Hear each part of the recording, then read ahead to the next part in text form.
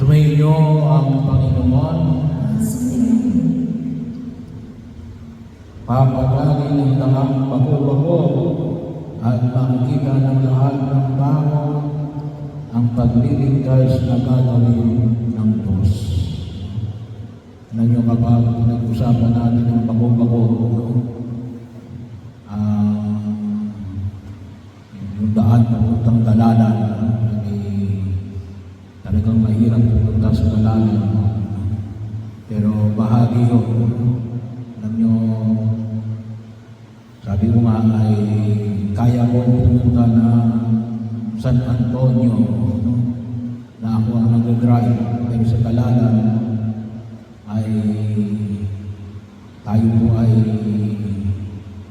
kumukuha tayo nagpapasalamat naman at mayroong mga nag-drive kasi napakahirap. Lalo-lalo na ngayon kasi wasak-wasak ang mga kalsada ay sabi nga ay buwis buhay. Kung hindi man at least ay napaka-inconvenient kapag na-stop ka sa bako-bako daan, hindi makakausog. At yung mga susunod mo, hindi rin makakausog. Kasi walang ibang daan. Bahagi yun. Kaya ang sabi ni Jesus, patagin ninyo ang mga bako-bako daan. At ito yung isang hamon na nawa makita natin ngayon sa ikalawang linggo ng Advento. Tayo inaaniyahan ng Kapal na ayusin natin ang sa ganon ay tunay na makatawid tayo sa ating pagkakatang makamit natin ang kadakilaan ng pagliligtas ng Diyos. Kasi yung sinasabi ni Jesus, at makikita ng lahat ng tao ang pagliligtas na gagawin ng Diyos. So, mayroon tayong option, manatili sa bako-bako o tampakan natin yan para tayo ay makausap. Tatlong bagay yun. Una, paano natin natampakan?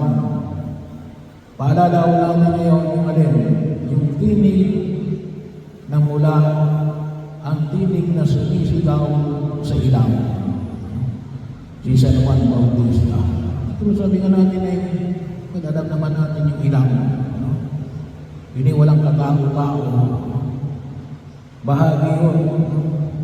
Pero alin, sumisigaw sa ilaw.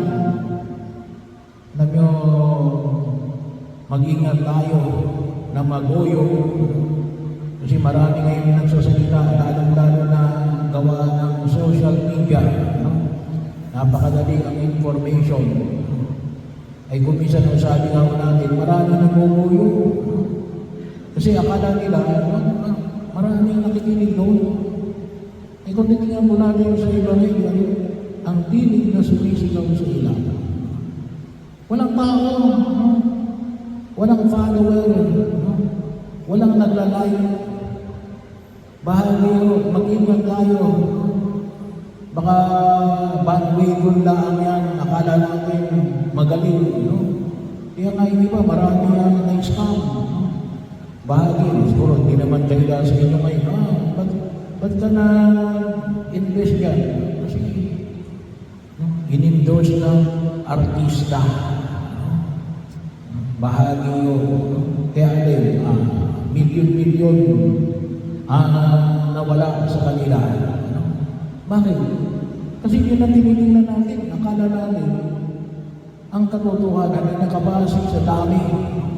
Hindi po yan eleksyon. Hindi po yan demokrasya na nabibilang sa dami ng tao.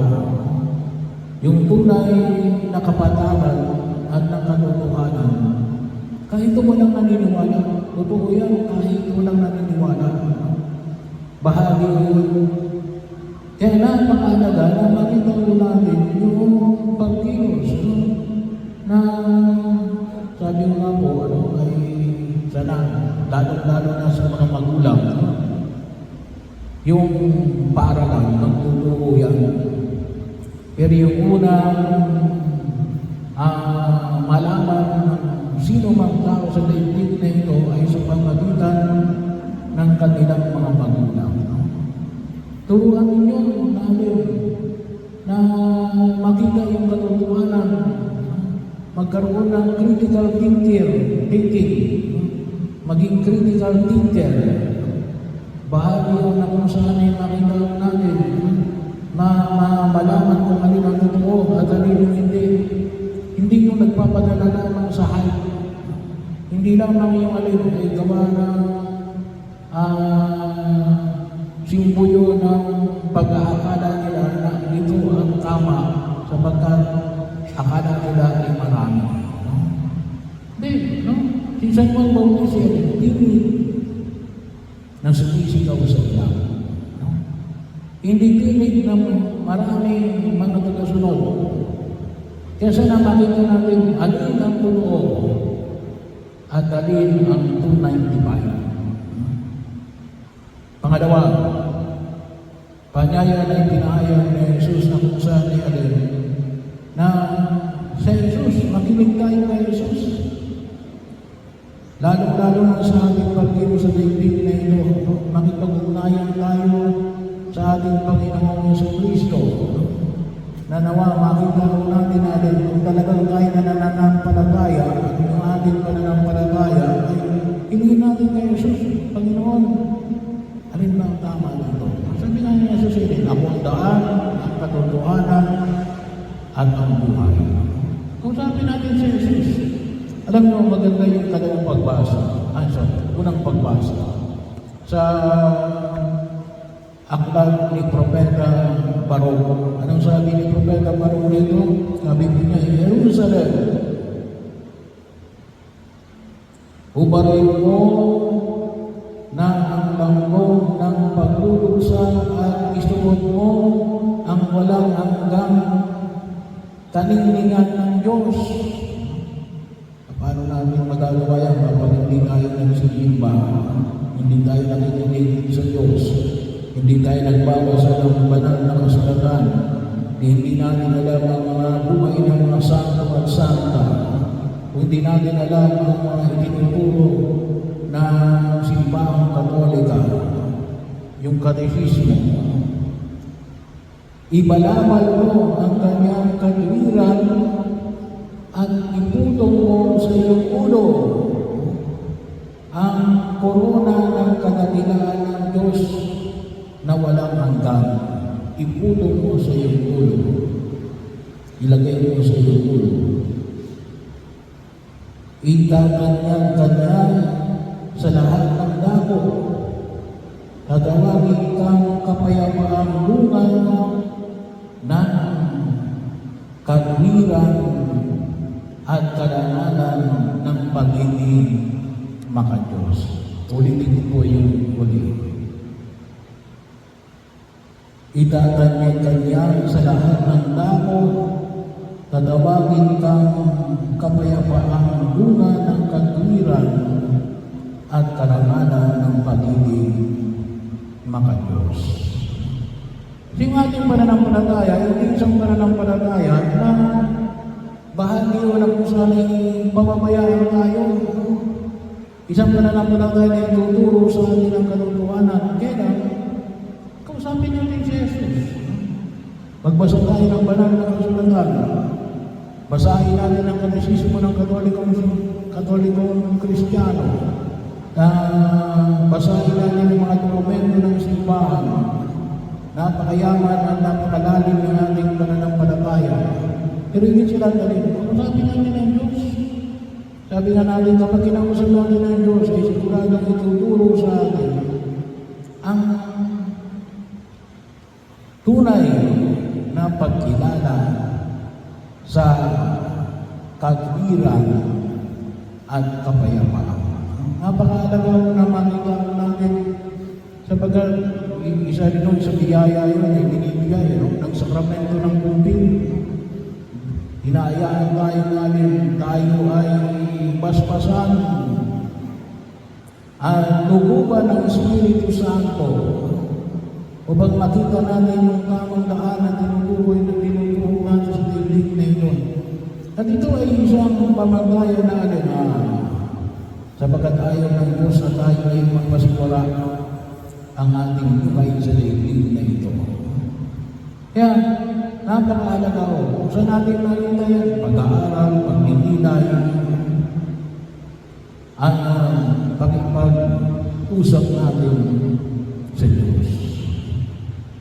Pangatlo ay ang pagbabago. Bahagi yun ang kung saan ay makita natin. Kinakailangan natin tambakan ang mga daanan na bahagi yun ang kung saan ay hindi pantay. Kinakailangan natin ng pagsisisi at pagtalikod sa ating mga kasalanan. Hindi lang wishful thinking. No? Kaya po, isang binibigyan ng diin, yung paanyaya natin, yung sakramento ng umpisa. Kaya ang pinaanyaya ko, yung nung Webers, ay nagkaroon ng recollection ng umpisa ng bayan. Yan, sa sandiluan, kasi yung pinag-usapan ng mga paro. Pero anytime mo, kapag nakita niyo ako dyan na sa tabi, wala namang ginagawa, pwede nyo naman sabihin na paano pwede bang mag-umpisa. Pero at the same time, tayo ay kikilos. Hindi o overnight. Kasi hindi naman yung makukuha ng bukas, bagong tao ka na. Hindi. Pwede siguro. Kung ikaw ay pagninilagmuhan ng Diyos. Pero normally, ay unti-unti yung pagbabago. And do not compare yourself with other people. Huwag niyong ikukumpara ang inyong sarili sa inyong kapatid, sa inyong mga magulang, sa inyong kapitbahay, kung kayo ay nagbabago. Kaninyong ikukumpara yan sa inyong sarili. Ikaw ay nagbago katulad din nung last year, o nung kahapon, o ikaw ay katulad din kahapon walang pinagbago, o mas malaki yung ipinagbago mo ngayon kaysa nung nakaraang mga araw. So bahagi yun ang kung saan tayo tinutugunan sa bagay na pinahayag ng buong kapatid. Sapagkat itong bagay na ito ay isang bagay na sabi nga natin, paglalakbay patungo kay Jesus. At tayo lahat ay naglalakbay patungo kay Jesus. Pero sama, dapat, nakikita tayong pagbabago. At idulog natin sa harapan ng Diyos. Idulog natin sa harapan ng Diyos na makita natin. At ano ang sabi nga ng Panginoon, sa Ebanghelyo natin ay pinahayag, makikita nyo ang pagliligtas ng pag-aari